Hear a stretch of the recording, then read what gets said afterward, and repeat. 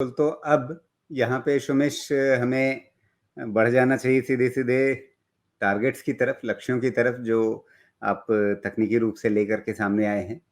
मतलब basic premise की दिशा क्या है? प्रॉफिटेबिलिटी आएगी तो उसके हिसाब से बाज़ार बढ़ेगा। ये एक बेसिक प्रेमाइस वो फंडामेंटल प्रेमाइस है। लेकिन कहाँ तक बढ़ेगा उसके लिए आपने लिया सहारा टेक्निकल्स का। तो पहले अगर हम बात करें निफ्टी मिड कैप की, तो यहाँ पर आपको कितनी बढ़त दिखती है? आपने क्या लक्ष्य बनाया है? जी, ठीक है। तो देखिए, इसके लिए थोड़ा-सा हम चलते हैं 2005 के आसपास, क्योंकि हमारे पास जो डेटा है वो 15 से 17 साल का ही है। अगर 30 साल का होता तो और ज़्यादा अच्छा होता, लेकिन उससे ज़्यादा है नहीं। तो 2004 टू 2007-8 का जो टाइम फ्रेम था, वो कॉर्पोरेट प्रॉफिटेबिलिटी ग्रोथ का टाइम फ्रेम था। तो उस डेटा से अगर थोड़ा हम इन्फरेंस लेने की कोशिश करेंगे, तो शायद हम समझ पाएँगे कि क्यों यहाँ से इंडिसेस को और राइज़ मिलना चाहिए। देखिए, जो 2005 से 8 का जो रेंज है ना, जो राइज़ हुई थी, उसमें निफ्टी मिड कैप इंडेक्स ने रफली बॉटम से 3 टाइम्स का रिटर्न दिया था। निफ्टी ने भी ऑलमोस्ट 3 टाइम्स का रिटर्न दिया था। लेकिन जो निफ्टी स्मॉल कैप है, उसने रफली 4.75 टाइम्स का रिटर्न दिया था।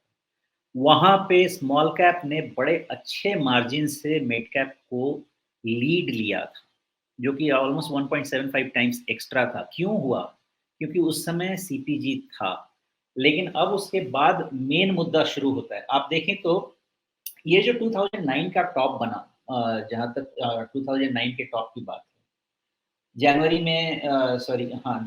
में निफ्टी मिड कैप का 2008 में टॉप बना था और रफली उसका बॉटम बना था 2009 मार्च में।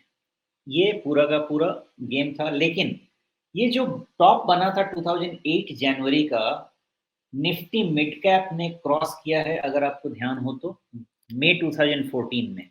इतना लंबा समय, इतने लंबे समय तक ये मिड कैप अपना टॉप नहीं निकाल पाया, इसलिए नहीं कि मार्केट ऊपर नहीं निकला था। मार्च में निफ्टी क्रॉस कर चुका था।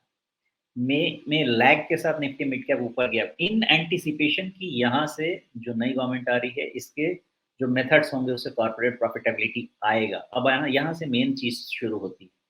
निकल तो गया 2014 में ऊपर, लेकिन 2018 में जाके ये कंप्लीटली फिजल आउट हो गया। व्हाई? बिकॉज प्रॉफिटेबिलिटी ग्रोथ नहीं आई और यहाँ से इसका मेन करेक्शन शुरू हुआ है। तो अगर कॉर्पोरेट प्रॉफिटेबिलिटी ग्रोथ आ जाती थी, तो आपका सवाल होता कि मेरे से सवाल होता कि क्या होना चाहिए था?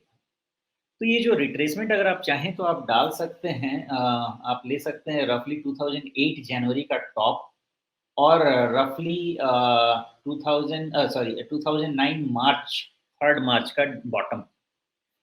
हाँ, ये बॉटम और लेफ्ट में टॉप, इसको मिला के आप एक रिट्रेसमेंट ले सकते हैं। तो नॉर्मली होता क्या है कि जो टॉप से बॉटम जो बड़ा करेक्शन होता है, उसको अगर मिला के देखा जाए तो एक रफ एस्टिमेट मिलता है साइकिल टारगेट का। ये एस्टिमेट है, इसको वैलिडेट करने के लिए फंडामेंटल्स लगते हैं। आप यहाँ ध्यान से देखिएगा, 4.236 टाइम पे जाके साइकिल टारगेट खत्म हो जाता है और निफ्टी मिड कैप ने ये टारगेट खत्म किया है अभी, जहाँ तक मुझे याद है, लास्ट ईयर में ही इसने टारगेट खत्म किया। जब अक्टूबर में निफ्टी का टॉप बना था, तो इसका भी अक्टूबर या जनवरी में इसका भी टॉप बन गया।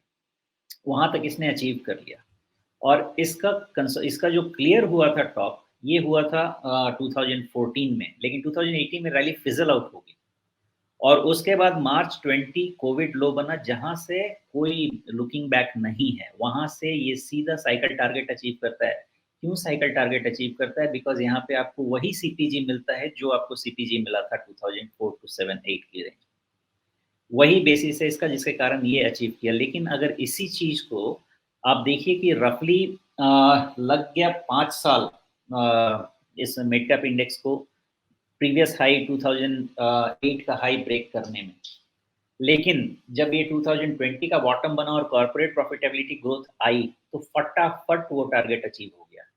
यहाँ पे 2018 में ये फिज़ल आउट हो गया। हालाँकि ये जो साइकिल टारगेट है 2018 में ही अचीव हो जाता था, अगर सीपीजी आ जाती थी तो। ये इतना लंबा चलता नहीं था। वहाँ पे सीपीजी नहीं आई है और जिसके कारण पूरा का पूरा इंडेक्स वहाँ से नीचे चला आया। अब